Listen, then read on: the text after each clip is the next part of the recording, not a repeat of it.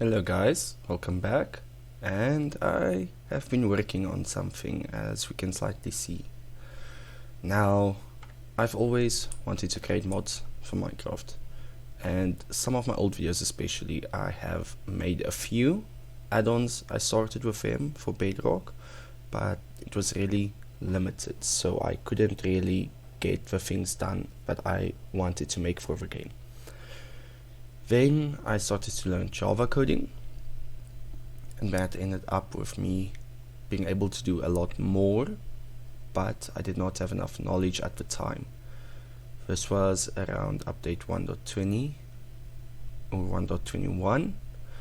Then for update 1.21.10 I decided to start again, and I've gotten much better in that update, but still not to a point in which I am happy. Now, for 26.1, since there is Minecraft the obfuscated code, we are able to access the vanilla systems a lot easier. And also this uses the old system of motion mappings that we could recognize but changed for the obfuscation, obviously. Now we are using Fabric, and let me get straight into what we have made.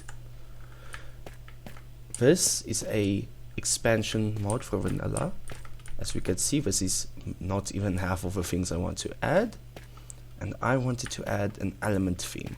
I mean, we have blazes, we have breezes, we have a warden, and then we also now have the nautilus, or various mobs of each category around the Minecraft world. Now also tools we could also expand, and a few extra items which we will get into. Now, the main idea behind this mod is you have your steel. I see the sprite is a bit bugged, but it's fine. And steel is essentially the foundational item for this mod. And due to that, we are able to use steel to make almost everything we need in this mod. Now, if you're in creative mode, there should be a second tab with the blocks, items and tools, but let's get into some of our items. Each of the elements will essentially have an elemental core, fire, air, earth and water, and there will be mobs that I'm adding in some future updates. And each one of these essentially will give a special buff in future to your tools, not as of yet, as I'm here to make that into the game. And also my energy core. As you have hinted with the green, you can see there at the top right, a paxel. We'll get into that now.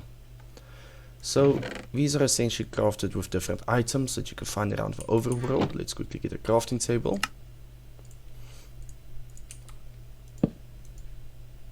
Open up a book and let's search core.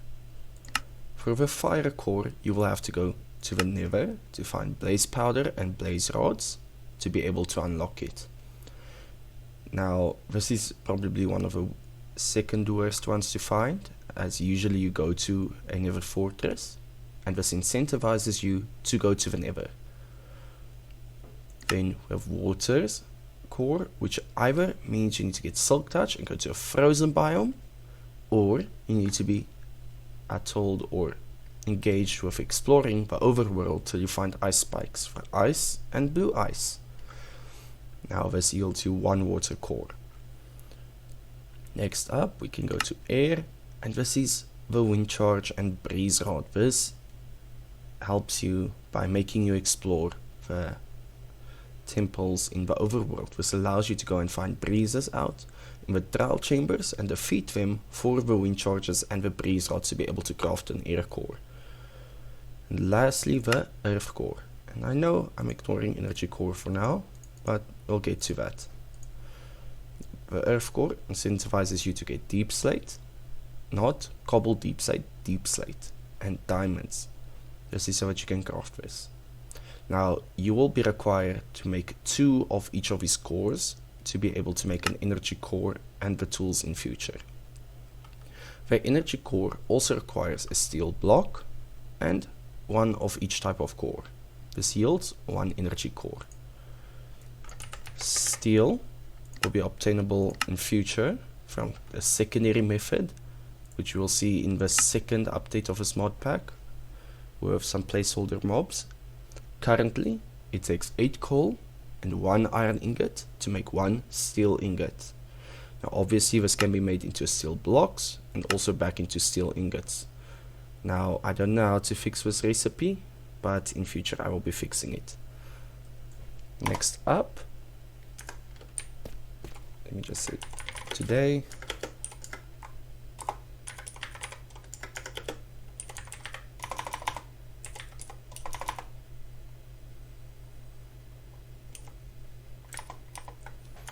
it's fine. Now steel tools, 1 of each type, and they have slightly more durability at speed than netherite, so somewhat incentivized not to go to the nether, somewhat incentivized to still go to the nether. Currently it has 2500 durability, which should be more than some of our other items for each of the tools. Sword does 9 attack damage. If we go back into creative, netherite sword does only 8 attack damage, so this incentivizes you to go for a higher tier. Now you may be thinking, this is very overpowered, easy tools, no nether, no diamond. But at the end of the day, and some light play testing, if you are not an avid miner and do not gather enough coal, this is an extremely difficult resource to craft. So in part it incentivizes you to gather more of your natural resources in your Minecraft world, whilst also exploring and incentivizing you to get the base tools. Now currently this only incentivizes you to go to diamond, and then you can get steel automatically. For future purposes I will be taking the steel tier and nudging it down to be better than iron but worse than diamond, or somewhere in between. Let's quickly put these away. Next up we have a paxel. Now the paxel, as it says, is able to do various block actions. If we take a few logs and we take some grass, we can see it will strip logs and it will make paths. Now in survival this works as a normal tool. It can also be enchanted with slightly higher enchantability. The attack damage I will have to lower a bit, because currently if we look at the axe, it's the same as the netherite axe, and ideally this should not incentivize a weapon, more so a tool. We have magnets. Now this is a placeholder texture, and you can see the tooltip says inactive. If I right click, it should enable the magnet. It should also add a very slight enchantment length. Right clicking again disables the magnet. Now in survival, if I open my inventory, we see 2 slots. Top one is for magnets, the bottom one is for our last item. We can place our magnets in here and nothing happens. So let's see. If I drop a few blocks, nothing happens. It doesn't want to pull. But when we press the magnet key, you can see the tooltip, magnets on, and the items will come flying back to us. Now I'm working on a way to make it a bit faster so it picks up faster, and hopefully in future a few settings that allow us to have the speed and range customized depending on what cores we add onto it. Obviously still active, let's just disable this. And lastly, let's just check out the paxel recipe. It requires an energy core with 1 of each types and steel blocks. So it's very expensive, but at the cost of getting a tool with 6000 durability. If I just mine any of these blocks, you can see 6000 durability. Also mines faster than netherite. And lastly, a special item I've added in this update, the backpack. Now I've always wanted to add this, and in the past it was easier kind of with the item stacks, but now let's just check this out. At base, it just shows backpack. You can open via right clicking or having it equipped in a backpack slot and pressing the button for the backpack, which is just currently B. It stores items, it pulls them back. And some of our upgrades. Let's look at these ones quickly, the storage and the stack upgrade. There is a third one, the crafting upgrade, which I have disabled. It will eventually be enabled to allow you to have a crafting interface. I'm going to stay in survival for this. Storage upgrade, expand your storage slots. Taking it out disables it. Now I need to sort this out. The extra slots I see have not moved down as they should have. Currently, with how the game works, you are forced to hide the extra slots. You cannot block them. But hopefully in future that is resolved. Let's keep our stack and storage upgrades in here so long. And let's actually keep the stack upgrade on us. I'm going to go back into creative. I'm going to pick up a stack of logs. And I'm going to open the backpack. By default, this should allow you to add a whole bunch of items. As a backpack should. If we add a stack upgrade, it should allow us to save up to 128.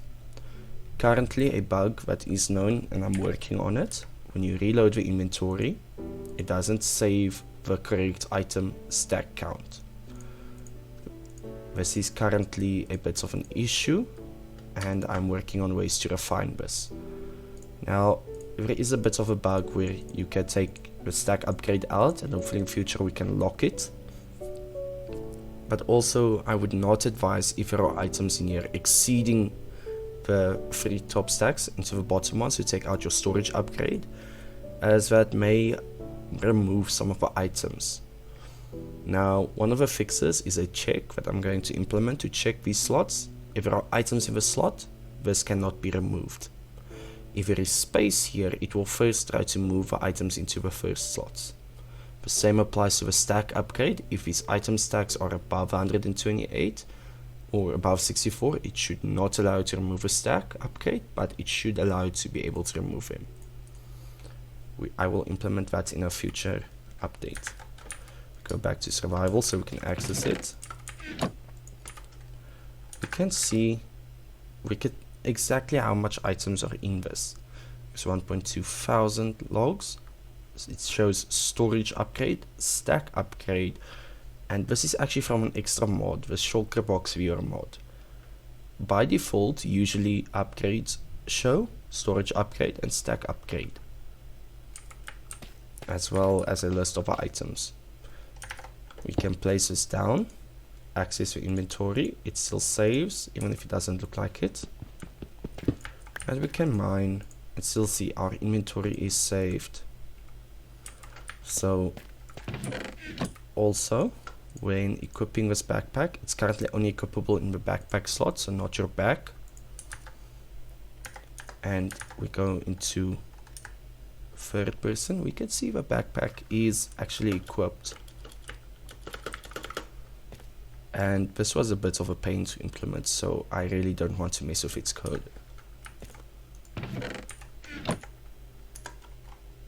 Now if I quickly remove this, place it back in. The next mobs we're adding, I am going to do this in a few parts. Part 1, we're adding a storage system and at least 5 new mobs based off of each of the cores. And I really wanted to go into a dragon theme. So we are going to have a fire, air, earth and water dragon, as well as an energy dragon. And these cores will basically boost their parent dragon type. For example, a fire dragon with a fire core will be able to breathe more fire or more rapid shots. And the same for a water dragon, it might move faster in water. Air, it could fly faster. Earth, it could be able to dig faster. And I will be adding special features between the Earth Dragon and Steel. As well, the backpack, I will be sorting out the item rendering, hopefully by update 0.0.1c. Currently we are in 0.0.1a. Here is a mod, you can see v0.0.1. This is actually the 0.0.1a that fixes a few bugs, including server crashes, which have been resolved. And I'm quite happy to say this mod is basically going to be long-term development throughout the next few years until it is feature complete. If you have any suggestions, please let me know down in the comment section, and then we can see to adding your ideas into Minecraft. Also, in a future update, we will be adding special NPC type mobs that use a theme of fire, air, earth, or water. They will essentially live near their respective biomes or areas and use those elements to their advantage. If you have any suggestions, please leave them down below in the comments. Future there will be Vein Miner, so please, if you have watched to the end, do not forget that. I will see you guys in the next update.